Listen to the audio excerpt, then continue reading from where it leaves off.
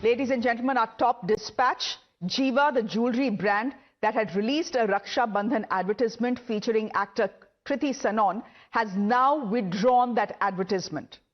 Why? Because for the last 48 hours, cultural bullies had been trolling the brand over two things: Kriti's bikini top and the fact that she also tied a Rakhi to her pet dog. Now, the campaign was built around the idea of celebrating the festival with family, including pets. But soon after the advertisement went live on July 20th, Kriti's attire became the center of an online backlash. Leading the charge, BJP MP and actor Kangana Ranaut. Kangana said that the ad is creepy and asked, "Why tie your brother a Rakhi in a bikini or undergarments?" Kriti Sanon responded. She stood up for the advertisement. She did not name Kangana Ranaut, but her response goes straight to the heart of this dress code debate. She says that culture and traditions are in one's heart, not in their necklines. That the essence of a festival isn't in the clothes you wear, but in the emotion and the meaning you attach to tradition. Soon enough, support came from Rahul Gandhi, who said no one should get to dictate what women should wear and women must be free to exercise their freedom. Interestingly, yesterday, the actor herself, as we have just noted, stood up for the ad, but the brand did not. Jeeva has now withdrawn the advertisement. In a statement, the jewellery brand said it has the highest regard and deepest respect for Indian culture, tradition and festivals. Jeeva said hurting sentiments was never its intention and confirmed that the advertisement has been withdrawn from all media. Now, ladies and gentlemen, over the last few days, there have been serious concerns over food hygiene and food safety. From small restaurants to posh clubs, the story is the same. Unhygienic storage, lack of personal hygiene among staff and pathetic condition of food. In the latest, authorities have launched a sweeping crackdown on high-profile social hubs in India's top cities, uncovering alarming hygiene violations and food safety lapses. Two cities, Mumbai and Bengaluru, have put iconic eateries and elite social clubs on notice, yet again raising concerns on commercial food safety standards. In Mumbai, the iconic Ayub's is facing a license suspension. The Maharashtra Food and Drug Administration has suspended the food license of the legendary restaurant in Fort. This after officials discovered multiple food safety violations during their routine check. Officials found houseflies infestation, open drains, stagnant water accumulating, and improper unsafe storage of eggs. The FDA has now suspended the license of this establishment. So this is Mumbai's famous Ayub that now is facing the brunt of keeping an unhygienic kitchen. Let me go straight across to Arunil, who is joining us on the broadcast. Arunil, any statement coming in from Ayub itself? Well, the Ayub restaurant has not reacted to this, Shreya, but the FDA department has certainly given out a statement saying that some widespread and serious lapses were found with respect to hygiene and safety of the food that was being served or kept at Ayub's restaurant. There were flies inside, proper pesticide did not take place, the drainage system was also at fault, eggs were also not stored appropriately. In fact, total 4 restaurants were raided yesterday. Their licenses have been suspended. Buranpur Jalebi Wala, a relatively known sweet shop from Nagpur, its licenses also been suspended. Some of the prominent clubs, restaurants across Mumbai, be it McDonald's, be it Ayub's, be it Radio Club, Khar Gymkhana, the BKC, Mumbai Cricket Association's BKC club, all these eateries or clubs have been raided. Their food licenses have been suspended, and this is the Tukaram Munde effect that we are seeing pan Maharashtra. We go to schools, several outlets, the color that was being added, artificial color, it is nowhere to be seen now.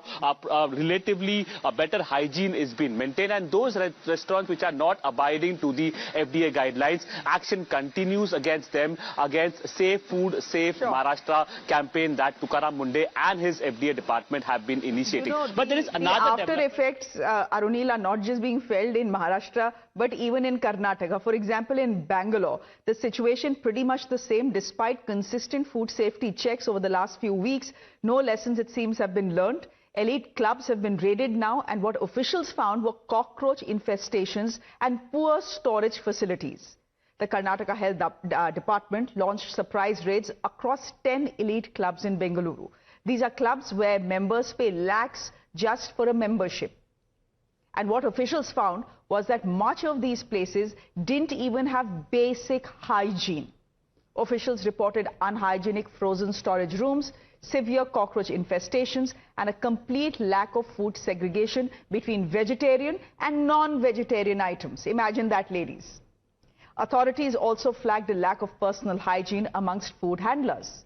Some of the fanciest clubs in Bengaluru had the same story. Century Club, the KSCA Club, the Racecourse Club, the Bowring Club, the Catholic Club, and many others. Let me go straight across to some breaking news that is coming in. What exactly has been found in these raids is what is on your screens. Food label violations have been found at least 5 clubs is what we are being told. Poor hygiene and sanitation has been found at 6.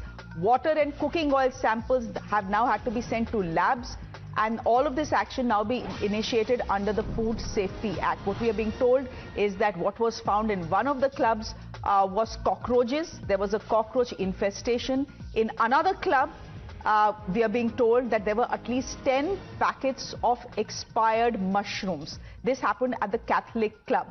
So these are very serious. These are very serious violations. These are violations which can make people very, very sick. Let me go straight across to Imran, who is joining us on the broadcast. Imran, again, you know, I asked Arunil the same question, and I'm going to ask you the same question. Are these clubs reacting at all? Because from Ayub's restaurant in Mumbai, there is no reaction. But what about these clubs?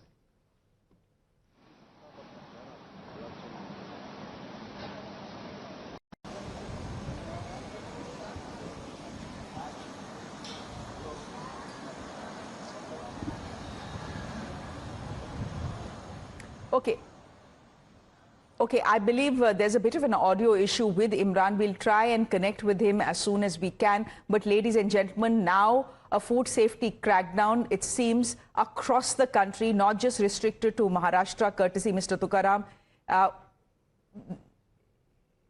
We are seeing that in Bangalore as well. Imran, I hope you can hear me better at this point. There are at least 10 elite clubs in the city of Bengaluru that have been raided and found in violation of basic hygiene. Forget anything else, even basic hygiene. Are they reacting at all? Are they saying anything at all? Well, there's been no response from these clubs. Anyway, these are the prominent clubs of Bangalore. These are the top and high-end clubs. And in fact, these cockroaches were found in many of the clubs, and very unhygienic conditions where the food was stored. And also veg and non-veg segregation was also not done. That would have been quite an offense to a lot of people, as the food segregation has not been done. And now the raids happened, and they have, in fact, where my colleague Akshara is there, the health minister is also giving out a lot more details about this raids which happened in all these high-end clubs. We are yet to hear from these clubs about these raids, but usually they don't respond to any accusations like this. But these are the details coming directly from the health department, and they put out videos also giving proof of the unhygienic conditions in all these clubs in Bengaluru. All right, we'll leave it there for the moment. Thank you very much. Meanwhile, as you rightly mentioned, we are hearing from Karnataka's Health Minister, UD Khadir. Let's listen in. It's going on. It's our duty, what we are doing it. It's an inspection, not a raid.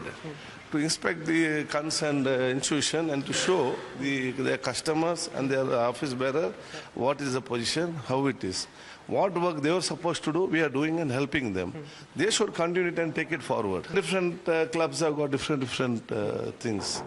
And we are going to notice according to that. Ultimately, we want everyone to have hygienic food. That is our most important. And I always say this, club institution people also, don't look at people's foot, whether you have one shoe or chappal or his coat or traditional dress. Look at your kitchen, what is going on. That is more important.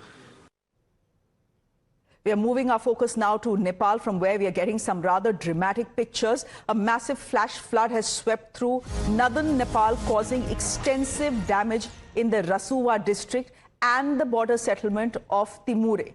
The Bhote-Koshi River has surged suddenly from the direction of Tibet. Those pictures on your screens, washing away everything on its way, vehicles, goods, homes, newly built bridges as well. Authorities have placed downstream districts including Nuvkot, Dhanging and Chitwan and Gorkha on high alert as we speak. The Nepalese army, the armed forces, Nepal police all have been deployed now for rescue and relief operations. Helicopters have been mobilized for search and medical operations.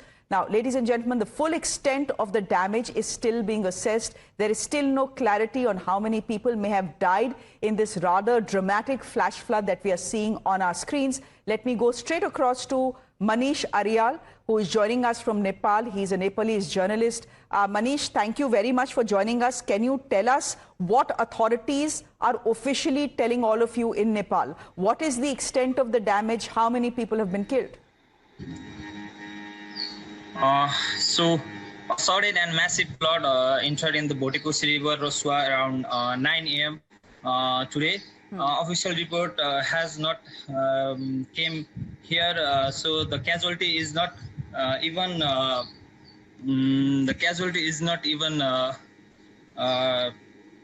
has not got the information to all. The search and rescue team, the Nepal Army, Armed Police Force and the Nepal Police have been mobilized. 2 Nepali Army helicopters, including one carrying emergency medical rescue, have been deployed.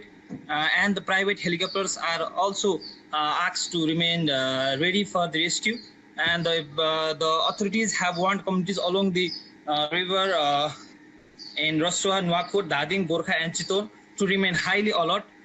There is no, the casualty is not, the origin of the flood appears to from the Tibetan side, according to preliminary information from Nepali authorities, but the exact cause has not yet been officially confirmed. Another important development is damage to Nepal's energy infrastructure. The Nepal Electricity Authority has reported damage to Rasuagadi, Chilime, Trishul A hydropower facilities, as well as the all of the electricity is disrupted in the area. And our Prime Minister Balansha has directly directed the security agencies and disaster management authorities to intensify rescue and relief operations. Authorities have also been instructed to move vulnerable downstream residents to safer areas. The situation remains very serious and fluid. The worst affected areas Can you give me a minute here, Manish, because we are hearing from Nepal's Prime Minister as well, Balendra Shah, who's ordered rescue and relief operations in these deadly floods that we are seeing. The Nepalese army, the armed forces, Nepal police have been deployed with more personnel, ambulances and medical teams now being sent to affected areas. Authorities have also been told to move downstream residents to safety, while helicopters have been kept on standby for rescue operations. As Manish is pointing out, authorities have yet to release a confirmed toll of people who have died or injured or the sort of property damage. But if you look at the information that is coming out, that Manish is putting out for us, and if you're looking at the pictures that you're seeing on your screens, and we have seen pictures like this in our country as well, the assessment is that the damage and the destruction is going to be significant. There are market areas in and around. These are population density areas. It seems that there are market areas, particularly in a place called Saifarpur Besi, which seem to have suffered some of the heaviest damages. Now, Manish is telling us that the flash flood hit at about 9 o'clock in the morning, which possibly means that maybe the number of people, hopefully means that maybe the number of people in this market area wasn't too much, because if they were, then that is where the maximum casualties will come from. But there's more coming in, more dramatic pictures from Nepal, where the bridge connecting the Melekhu and the Dhading Besi have now been swept away by raging floods. That's the picture on your screens, ladies and gentlemen. This is a bridge simply being washed away by a ferocious flash flood that has hit Nepal at about 9 o'clock this morning. These are raging flood waters. The damage has disrupted connectivity in the region. Rescue relief operations continue. But Manish, as you're pointing out, it's far too early to tell anyone right now the extent of the damage, the number of people killed, and how many still need rescuing. The full human toll is not established because the flood is huge. One latest report said that 28 security personnel remained out of contact, but this should not be presented as the final death or missing persons. So the Nepal Army, Armed Police Force and Nepal Police have been mobilized to those areas, where it is affected, and local officials have reported that there was no rainfall in Rosua sufficient to explain the certain volume of water. There is the flood may have originated upstream from the Tibetan side, so it is possibly from the glacial lake. The origin of the flood appears to be from the Tibet side. That's why the flood is very huge, and the government has placed helicopters standby on the airport for the rescue and the going on operations. And there are also reports that people and even a security personnel have also been being out of contact. The three Nepal police houses, the house where the Nepal police security personnel live, they had also been swept away with the flood. That's why there is the region is very affected. Okay, we'll leave it there for the moment. Manish, thank you very much for joining us. We continue to keep track of the story. We'll keep coming back to you. For the moment, we are turning our focus back home to India. This is where Union Minister and Gurugram MP Rao Inderjeet Singh has met Haryana's Chief Minister Nayab Singh Saini. This a day after, in fact, a couple of hours after, he blamed the previous Congress regime for waterlogging in Gurugram. Ladies and gentlemen, he's met Haryana's Chief Minister regarding this issue of waterlogging. He has said that waterlogging has become an annual problem for Gurugram, with water accumulating there year after year. He said he has come to meet the Chief Minister today to discuss this very issue. The officials concerned, he says, will be asked for an explanation now. देखिए, गुड़गांव की ये perennial समस्या बन गई है। साल दर साल वहाँ पे पानी भरता है। आज उसी विषय के अंदर मैं मुख्यमंत्री जी से मिलने आया था। जो वहाँ पर अधिकारी हैं उनकी जवाब तलबी करी जाएगी और कंक्रीट फैसले जब तक इस तरह के ना लिए जाएं, पीसमील फैसले ना किए जाएं, कंक्रीट फैसले जब तक ना किए जाएं, जब तक गुड़गांव की ये समस्या हल नहीं हो पाएगी। मेरे हिसाब से हमारे गुड़गांव के अंदर पिछले 20 साल से पानी की ये समस्या बढ़ती आई है। क्यों बढ़ती आई है कि जो नाले नदियाँ पहाड़ से आकर के और ड्रेन नंबर 8 के अंदर पानी को ले जाया करते थे, उनके ऊपर कॉलोनीज काट दी गई, उनके ऊपर सड़क बन गई हैं, बिल्डर्स ने इलीगल तौर के ऊपर कई जगहों पर कब्जे कर लिए हैं। इन चीज़ों को आज के दिन प्रजातंत्र में हम उनको हटा नहीं सकते, तो मैंने ये सुझाव दिया है आज मुख्यमंत्री जी का कि इतना तो पैसा आप तजवीज़ कर दो कि एक जगह जहाँ पर रोक हो रही है पेरिनियल नालों की, उसके नीचे से जैसे कि हम मेट्रो ले जाते हैं, इस तरह से वहाँ पर नाला बना करके और पुराने रास्तों को दोबारा से चालू कर दिया जाए। यही एक तरीका है जिससे हमारे को गुड़गांव के अंदर पानी से निजात मिलेगी। And a political blame game beginning over Gurgaon's water logging. The Congress has hit out at the state government. This after the BJP MP who was on your screens a short while ago slammed the Congress era for Gurugram's deluge. Congress leaders, of course, hitting out. Congress MP Kumari Shailaja saying that the BJP has been in power for more than a decade, both in the state as well as the centre. Of course, we also are hearing from Manohar Lal Khattar, who is the urban development minister. Still, she says the situation of Gurugram is so bad. पिछले 12 साल से ये सरकार क्या कर रही है, भाजपा सरकार क्या कर रही है।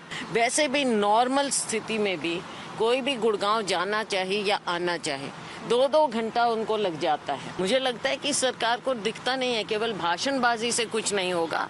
देखें नीचे जमीन पर क्या हो रहा है, क्या देश का और इस एनसीआर का, गुड़गांव, फरीदाबाद का, पूरे एनसीआर का क्या हाल हो रहा है? सरकार के टाइम में राव साहब खुद मंत्री थे, आज भी मंत्री हैं, 12 साल से तब मंत्री हैं, क्यों नहीं कराया? लेकिन ये हकीकत है कि इस 12 साल में गुड़गांव को बिल्कुल बर्बादी के कगार पे ले आई है सरकार। ना सीवरेज ना है, ना और कोई सिस्टम ठीक करते हैं, ना सफाई करते हैं, ना ड्रेनेज का काम करते हैं। क्यों चौक पड़े हैं सीवरेज? क्या कारण है? ये तो इनका मोडस ऑपरेंडी है। कोई बात हो गई, पुरानी सरकार 12 साल हो गए, तुम करो भाई। हमारे तो 10 साल रही सरकार, इनके तो 12 साल हो गए, क्यों नहीं करते? Let me go straight across to Kritika, who is joining us on the broadcast. Kritika, Rao Inderjeet Singh, who's been an MP from Gurugram for the last 22 years, first with the Congress party and now with the BJP. It's interesting to see that he's putting the blame for Gurugram's flooding on the previous Congress regime, despite the fact that the BJP has been in power there for the last 12 years. His band-aid statement has not gone down very well. In fact, it has boomeranged on him now.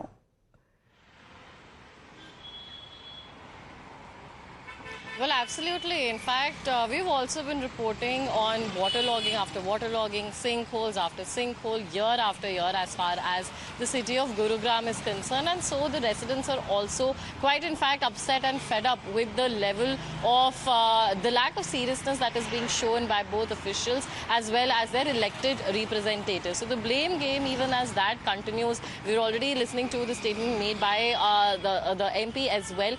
But on the ground, residents continue to in fact face these problems every time there is a little more than normal level of rainfall. And even in normal rainfall, there are the same spots that continue to get waterlogged too. Yesterday we also saw how parents were speaking out after their children were day before yesterday stranded at several areas in Gurugram because the school buses could just not move past those waterlogged spaces as well. Currently also many band-aid directions are being given by the GMT. Yesterday, the district magistrate had also issued orders for, in fact, the strict orders to ensure that no school bus passes through waterlogged streets and that they take alternative routes. However, taking alternative routes when all roads are almost choked with water is also something that is going to be another cause of concern just when another spell of rainfall also occurs. Now, all MPs, all officials are aware of the kind of rainfall, the level of it that is also expected in any monsoon season. We have seen many announcements also come in as far as allocation of funds is concerned, not just to drainage, but on general level of sanitation as well, as far as the GMDA's process of cleaning up of drains is also concerned. However, whenever there is rain, we see that all of these promises fall flat and it is the people who have to suffer. They don't fall flat, they simply sink. And in Gurugram, we have seen that massive sinkhole that was on our screens as well, Kritika. Thank you very much for that. Now, what do politicians do when situations like this arise? They're experts at one thing. That one thing is called blame game. That is exactly what Rao Inderjeet Singh, who has been an MP from Gurugram for the last 22 years, ladies and gentlemen, first from the Congress and now from the BJP, tried to do and was caught out. Let's listen in to what has caused the outrage against Rao Inderjeet Singh. देखो, गुड़गांव के अंदर तो कई सालों से water logging हो रही है और जो मेन रीज़न है वाटर लॉगिंग का वो यही है कि जो पुराने परंपरागत नाले थे जो पहाड़ से पानी को ले जाया करते थे जमुना तक, उनके ऊपर डेवलपमेंट हो गई है और वो कांग्रेस के टाइम की डेवलपमेंट हुई आज तक हम संभाल रहे हैं। एक ही तरीका है इसको अब आज के दिन ठीक करने का कि जहाँ पर ही पुराने नाले थे उसको अंडरग्राउंड टनल्स बना करके, जैसे कि हम मेट्रो के लिए बनाते हैं, उस तरह के टनल बना करके इस पानी को उसी पुराने रास्तों के मार्फत भेजें। बाकी जो कर रहे हैं अभी फ़िलहाल वो हम बैंड एड की तरफ से कर रहे हैं। Ladies and gentlemen, Minister Sahab forgot that before the BJP, he was with the Congress party and he was an MP from Gurugram itself. We'll leave it there for the moment. Thank you very much for joining us. News and updates continue right here on Times Now. Do stay with us.